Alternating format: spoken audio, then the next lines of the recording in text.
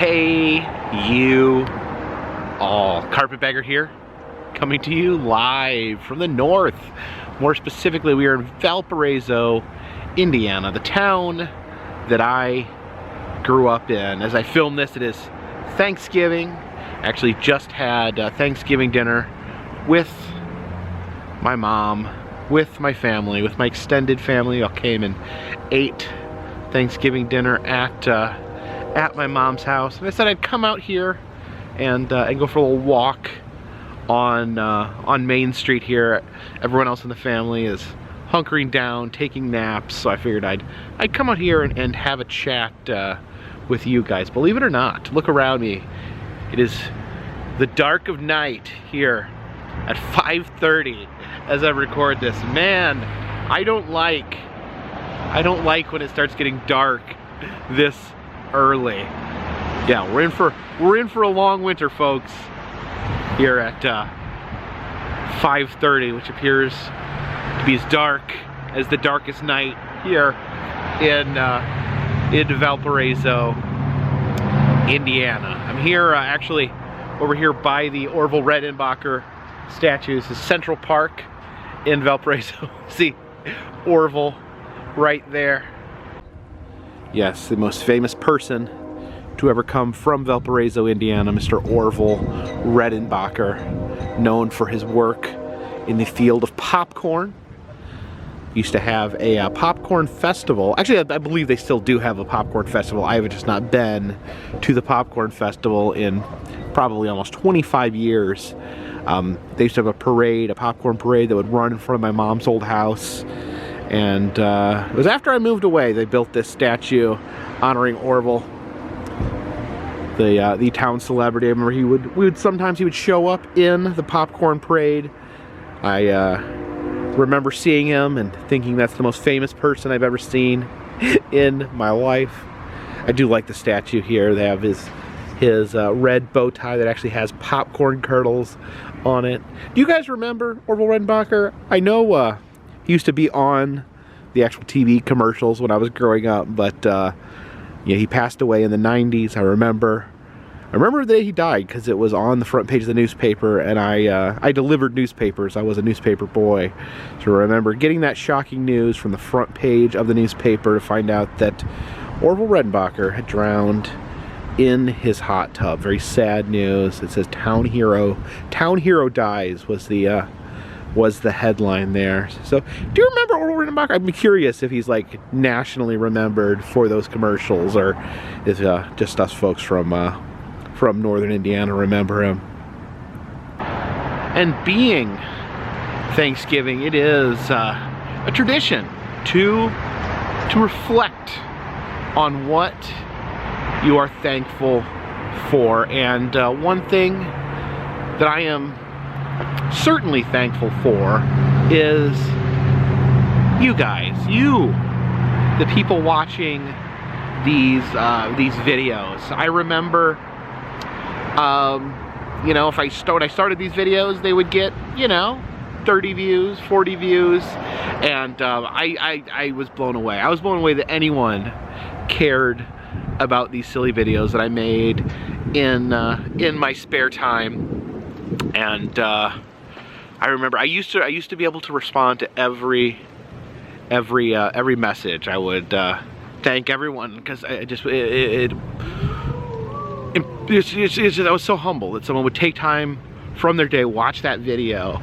So I'd make sure to write a personal message to everyone that commented. I absolutely wish I could still do that. I wish I had time to respond to everyone, because I think the response that I've gotten to my videos this past, you know, 10 years that I've been making them has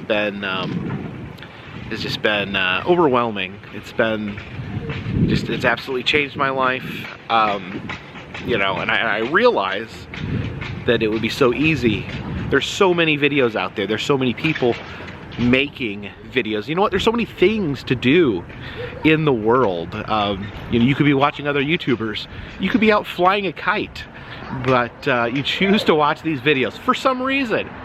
For some reason, you choose to watch these videos, and I am ever so grateful, and again regretful that I don't have the time of the day to respond to every comment, to return every email, every Facebook message, because I used to. I did used to.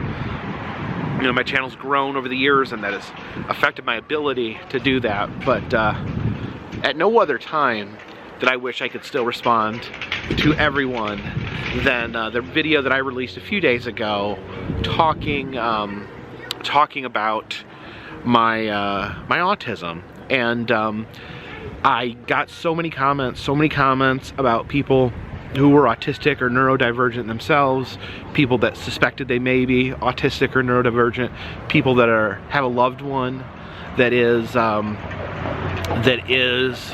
autistic or neurodivergent. So whoa, there's a barky dog over there across the street. Some kids on skateboards going for a after Thanksgiving skateboard ride, and a barky dog barking about the things that he is thankful for.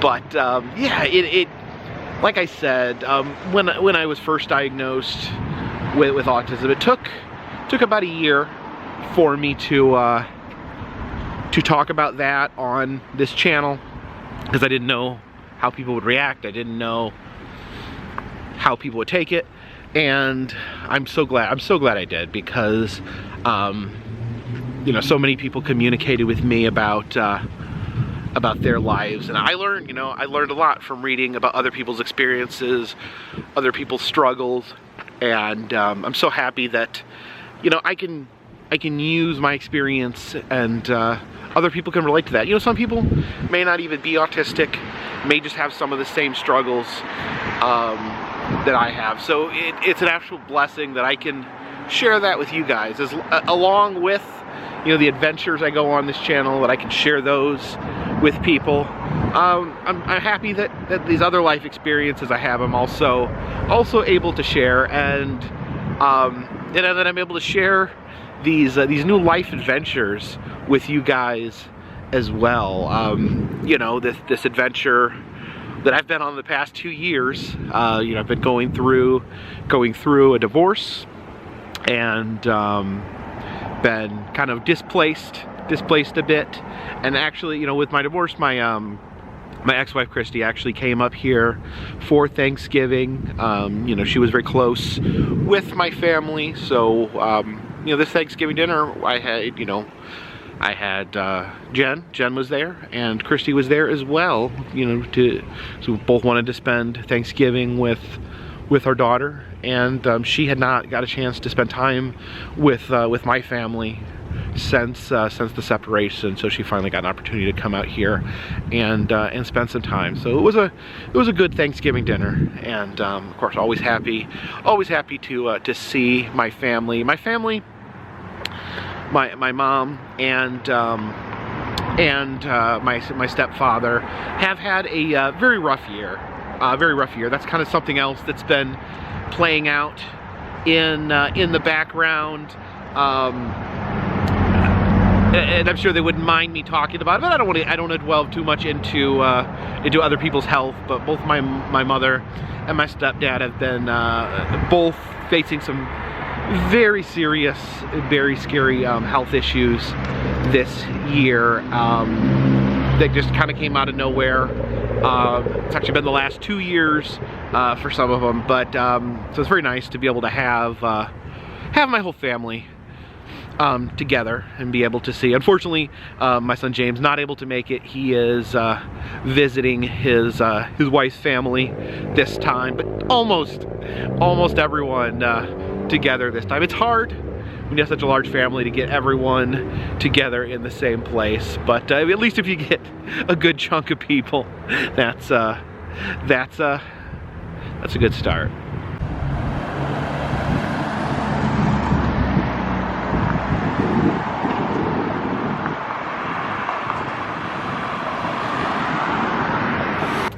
Now, I did want to take a moment to try to at least clarify some of my statements from my video where I discussed my autism, and I think some people, you know, it's okay for people to have different perspectives on what autism is, what autism is like. People have different perspectives on, you know, how they view things such as neurological disorders, mental illnesses, things like that. But I did want to respond in a respectful manner.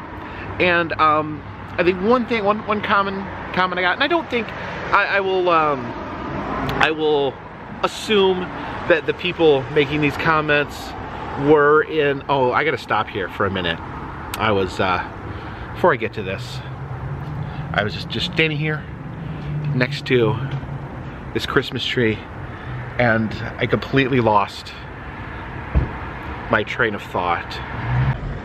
Because why? Oh, why? Why does it always have to be QBs? It's a QB. I apologize for that distraction. So what I was trying to say is people made a statement about, and again, I will assume that people making these statements, we're not trying to be hurtful, we're not trying to speak in bad faith, but a lot of people made comments about they don't like labels, that I'm just labeling myself, that I'm just, you know, that it's unnecessary to label myself as being autistic. And I just want to clear things up about why I see things the way I do, and why I think some other people agree with me. Is I don't see it as necessarily a label. I actually do not like labels. I've never been someone that has really been a fan of like belonging to groups or labels. I never wanted to be in like a clique or anything when I was, you know, when I was a younger person in school. I never wanted to be considered like, you know, fitting into a clique, or, you know, I don't want to be like, you know, I had friends in other groups, I had friends, you know, that were in different groups, but I always just wanted to be me. I remember I didn't want to join the Boy Scouts. I just didn't like the way everyone dressed the same. I just don't know. I've always been someone who just likes to be me, doesn't like to have a label, don't like to be summed up.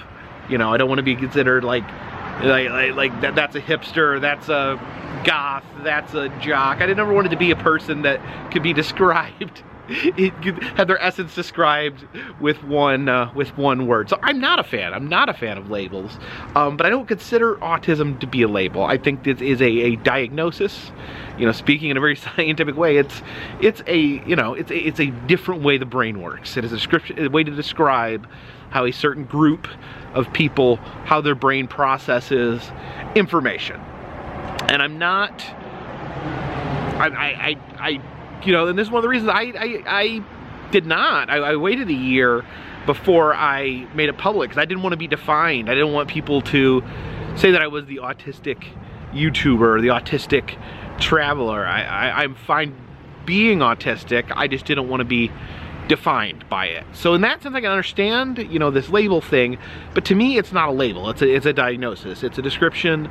You know, a lot of people in the comments saying, oh, you know, everyone has their own quirks. Everyone has, you know, has things that make them, that give them unique challenges and give them unique things to deal with. And I don't disagree with that. I do think everyone has unique challenges. I think for me, the reason that I sought out this diagnosis, or label, as some would like to call it, is so I could learn how to better deal with it. You know, some people referred to the autism or autism label as an excuse, and I don't think couldn't disagree more with that. I do not think it's an excuse. I think, you know, it was a way for me to understand myself more, and to be able to address the challenges that I have. Not to say, not as an excuse on why I can't address these challenges, but a way that I can find, the things that bother me, the things I want to change, that I can work on changing them. And if I can't change them, at least I understand why I can't change them. So to me, I don't know, I don't think it's a very good line of thinking that people with diagnoses are somehow trying to use it as a scapegoat. And I'm not saying that that's never happened. I'm not saying that there aren't people who have received some sort of diagnosis and allowed it to define who they are, or allowed it to hold them back. But often I think it's what's holding them back is more the challenges associated with mental illness, with neurological issues. I think that holds people back far more than the label of a diagnosis. So this is my 2 cents. Obviously there's people out there, I'm not gonna be able to change everyone's mind. I just wanted to be clear on my thoughts, and so listen, some people were multiple people making these comments. And another thing some people said, some people disagreed. Some people said that they didn't feel I was autistic. They didn't feel I met the criteria for autistic people. And I don't want to speak for all autistic people, but I think, and again, I will assume these people talking in good faith, not trying to be insulting. I think maybe it's just a lack of understanding. But I think the thing that gets missed a lot, you know, people say, oh, you're just a little different, you just have your own personality, you're not autistic, you don't need a label, and I think a lot of what my struggles have been, and I feel like a lot of autistic people may be able to relate to this, is that the struggles mostly happen inside.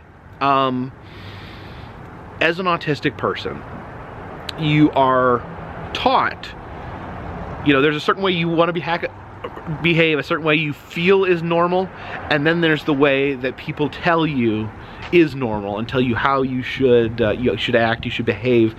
And so, like in my case, and you know, the doctor that diagnosed me talked to me about this, is that, you know, over the course of my life, you know, I learn, you know, autistic people learn what is socially acceptable, what's deemed okay, and they alter the behavior.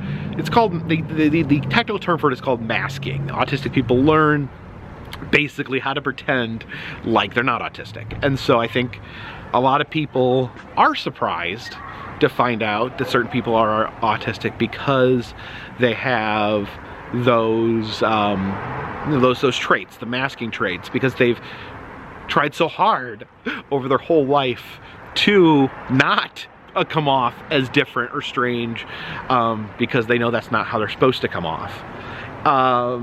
What are these ducks right here?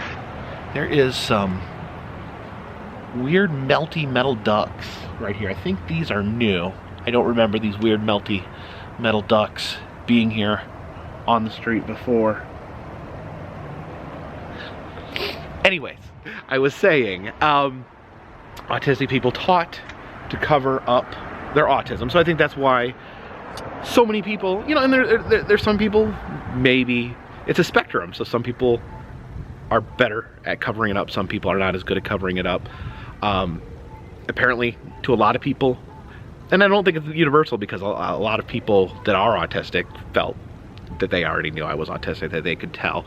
But apparently I fooled some people. Apparently I covered up to some degree.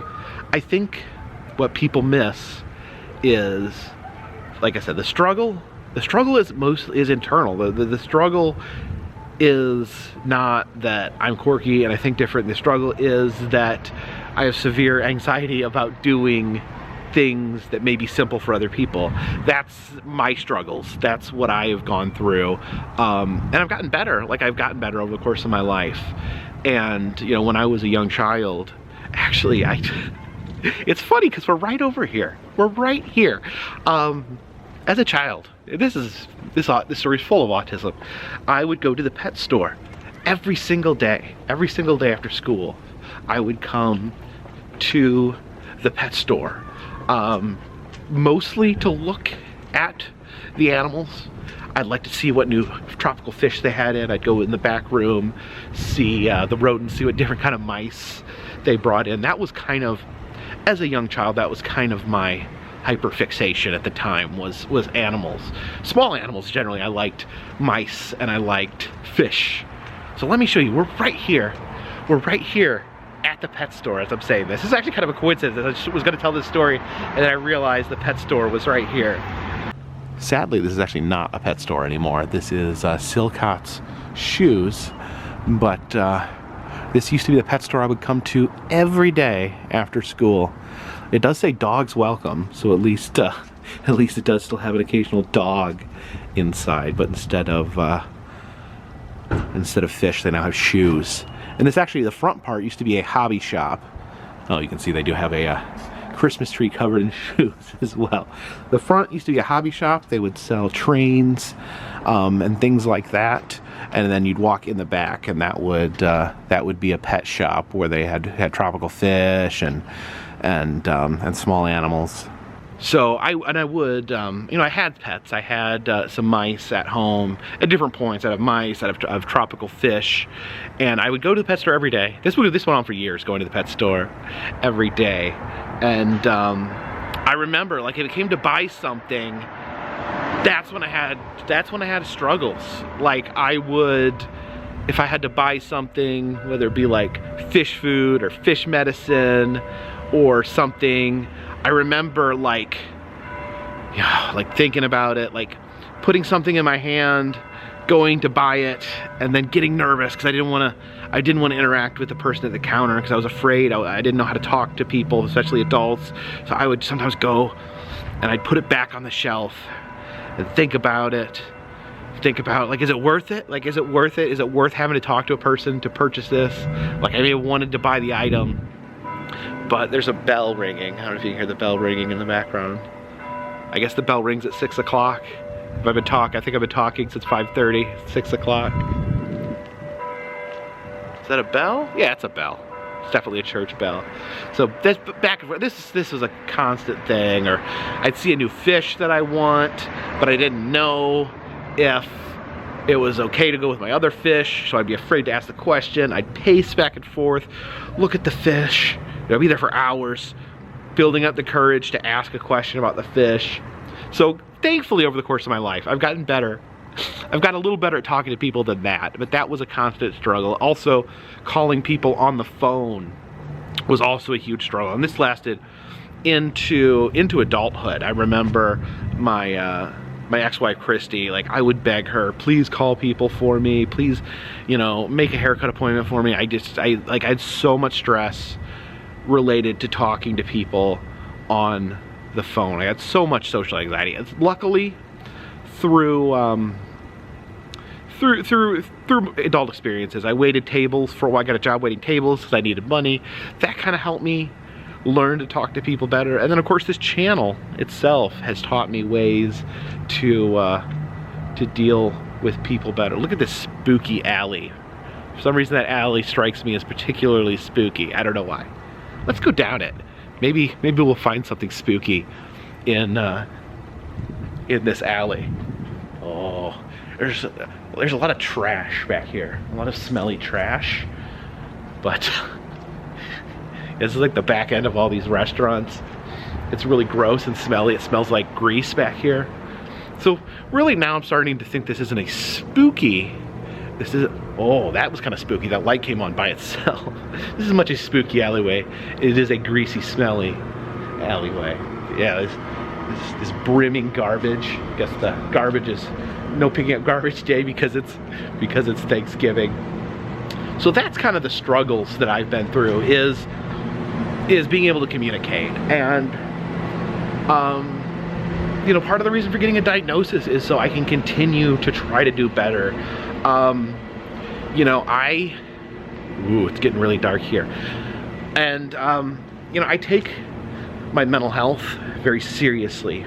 Most of my life I did not take my mental health seriously, and I had some serious mental health problems. Probably, you know, associated with autism. Autism is not in and of itself a mental health issue, but from what I found, most people with autism do suffer from mental illness of some level. So the autism was a tool for me. The diagnosis was a tool for me to work with my therapist to address these issues, to address my personality traits, to try to be a better person. Because, you know, with my anxiety, that's another problem I have is what my therapist has told me is, it's like I have trouble with prioritizing the level of seriousness with things. So everything stresses me out. Like everything, she describes it as like an email. Like my brain is an email with the spam filter turned off and everything marked urgent. So everything freaks me out. Everything seems like a big crisis, and I'm always, you know, always trying to figure it out. So the diagnosis helps me in understanding that everything is not an emergency. Everything does not mean the world is falling apart. And that's, you know, that's my brain having trouble processing the information. Because I feel, and it was a podcast I listened to, last podcast on the left. It's just actually a true crime cryptid podcast. Actually, a lot of really intense adult themed stuff on that podcast. But one of the hosts, Marcus Parks, one of his favorite sayings is, mental health is not your fault, but it is your responsibility. And that always really stuck with me. Look at this wall dog here. I can't even read what that says. But that always stuck with me. The mental health is not your fault, but it is your responsibility. And I've made that a pretty important part of my life. And that is, you know, I don't use mental health, I don't use autism as an excuse for my behavior. I use it. You pay attention to your issues and you try to do better and you try to keep them under control. And sometimes it is a matter of, you know, especially with the people I care about, I let them know. I let them know what my issues are so that they can better understand me. And, you know, for me and Jen, it's been a big deal. You know, she's been very understanding about, you know, what things are difficult for me and how to deal with it when I get super stressed out. I tell you what, I'm filming this video, and these Christmas lights make the lighting very tricky for the camera. So if I go really dark or I go blurry constantly, it's because the camera has trouble with the darkness mixed with the Christmas lights. But otherwise, it's very pretty. But yeah, try to be honest with people about my struggles. Not as an excuse, but just as a way to help them understand me and help them communicate better with me on what, you know, what their needs are, what their struggles are. You know, with my struggles primarily being mental health related, and you know, the autism. Jen's struggles tend to be more of her physical health. So it's been, you know, both of us trying to learn the best way to you know, to be there for the other person and to understand what the other person is going through. I'm sorry, not going for. So yeah, I imagine Jen must be a saint for having to deal with me. I'm sure I can be a handful. But yeah, I'm just trying to kind of lay it out there on what you know, answer some of the questions people may have had from the autism video, and let me know, you know, again, if anyone can let me know what you think about this, especially, you know, if you relate to what I'm saying, if you've dealt with some of these similar issues, please leave a comment in the comment section. I did go through and read every single comment that you guys left on the past video. Again, I wish I could have responded to every one. I just simply did not have time to do it. But do know, if you did leave a comment, I did read it, and it means a lot to me that you guys left those comments and that you cared enough. And let me know. I'm sure there's some people out there that are like, what is this? This isn't what I signed up for this channel for. I want to see roadside attractions. I want to see amusement parks. I want to see museums. And those things are always going to be the backbone of this channel. But you know, I've had some downtime, some time where I've not been able to travel because of the holidays, because of this big move. So I figured it was a good time to talk about some of these things. And like I said, a lot of the audience does seem receptive. I would just encourage people, if this is not something they're interested in hearing about, to just skip these videos, because there will be other videos. There will be roadside attractions. There will be road trips coming up in the future. I do have some stuff planned in the upcoming year. For those of you, maybe it will not be a surprise. I'll just informally announce it here that my plan for next year, my plan for the beginning of next year, is to do the third annual Choose My Adventure road trip in January. If you followed along, you know that last year's did not go smoothly at all. Dealt with massive car problems, but I think we still had a fun time. We still got to see a lot of fun stuff. So for those of you not familiar, what I do is I put out a vote daily on where you'd like to see me travel next, and whoever wins the poll, that's the next destination I go to. I'm looking to maybe do a few tweaks, maybe just learning from the past years, ways to tweak it to make it more interesting, to find more interesting content. Of course, let me guys know if you want to let me know what you guys think of that. Any suggestions you have for me on how we can do that more smoothly. Again, hopefully, you know, last year we went through. My car broke down, was in the shop for 4.5 months, stuck in Columbus, Ohio. In the meantime, I went through 4 rental cars, dealing with different car issues. And what's this shop here? Let me peek in the window over here. The shop, simply known as Society, caught my eye looking in the window here. Looks like a lot of fun art. They have a bunch of old taxidermy head mounts there, hanging on the wall. Yeah, I'm not trying to be defensive, but I do want people to know that, like, I'm okay. Like, these videos are not, you know, I'm talking about deeply personal stuff, but I'm doing it because I feel like my story can help people, and it really looks like that is the case given the response. I feel like some people may have tried to view it in a different way, that I'm feeling unwell, that I'm trying to use this channel as a form of therapy. And no, I have a therapist. I have a therapist that I see regularly.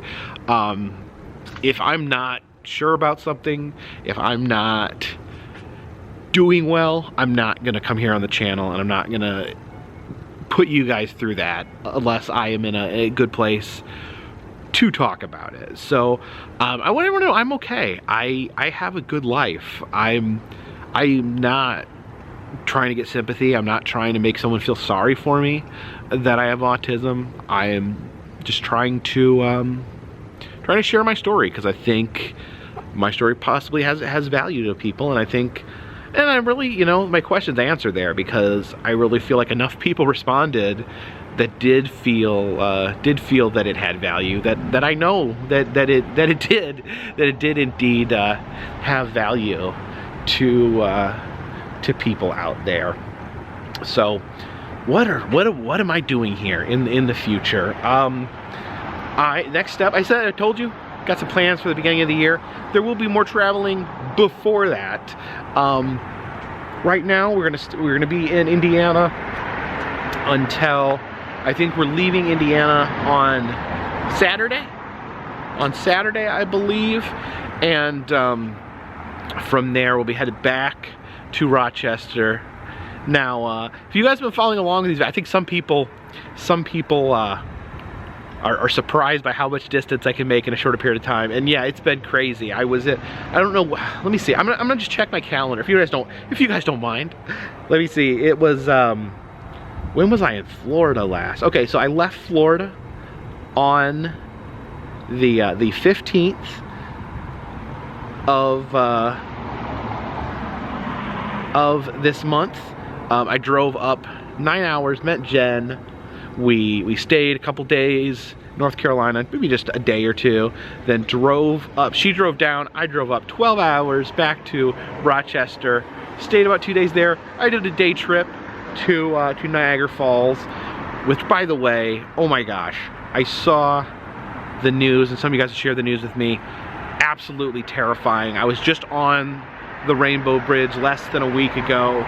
Apparently, I not checked the news today because I've been with family, but I know that they had ruled out it being some sort of organized attack, but a car was going 110 miles on the Rainbow Bridge, jumped a curb and crashed into a U.S. Border Patrol booth. It's so terrifying. I'm so glad. It's crazy not more people got hurt, because that's a really congested area, and man, I'm so happy that it's not an organized attack, that it is, I don't know what, but there was 2 people in the car. I don't know why they were driving so fast. I don't know what they were trying to do. Unfortunately, the people in the car were deceased, but and I guess the border agent was hurt, but not tragically. They were released from the hospital. So my thoughts are with those people. I know how scary it is. You know, I know border security is a serious thing. I'm reminded how serious it is every time I go through. You know, I make jokes about it, but I have a lot of respect for the people that work there, for the job they do to try to keep their respective countries safe. So yeah, my thoughts are with the people of Niagara Falls and that very scary incident. But yeah, from there we drove another 8 hours over here, and then Saturday we'll be driving back to Rochester. We'll be in Rochester for just a few days before we pack up all Jen's belongings into a U-Haul, and we move down and consolidate our living situation into one single home. And yeah, it's really exciting. I'm really excited. I'm excited to be on the other side of it. Moving is a stress trigger for me. I think it's a stress trigger for everyone. I think that when you look at like the scale of things that are stressful, like moving is right up there with like losing a loved one. Is that a bear? Is that a bear up here? Hold on a second. Okay, that is a bear. It's not a taxidermy bear. I thought it might be a taxidermy bear, but it's, I think, a wooden carved bear wearing a Santa's hat. I don't know if you can see it very well because of the reflection. Okay, there, it lights up a little bit. You can see the bear peering at us through the window. But yeah, we'll be getting in, we moved in right at the beginning of December. And I'm trying to probably film in December. Probably gonna be trying to stay in that general, there's the Cupid tree. There's a Cupid tree, don't look.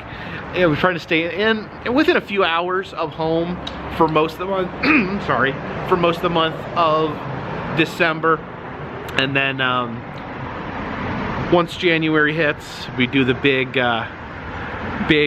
year beginning Choose My Adventure road trips. I hope you guys will stick around for that. Again, it means so much you guys watch these videos. Whether you like these videos, whether you like the roadside attractions, amusement parks, museums, watch the ones you want. Don't watch the ones you don't want to watch. I appreciate it. And if you don't want to watch any of them, don't watch any of them. But it does mean a lot when you do make that choice to watch these videos. So thank you so much. Hope you all had a wonderful Thanksgiving. Hope you have a wonderful holiday season coming up. And until next time, this one's in the bag.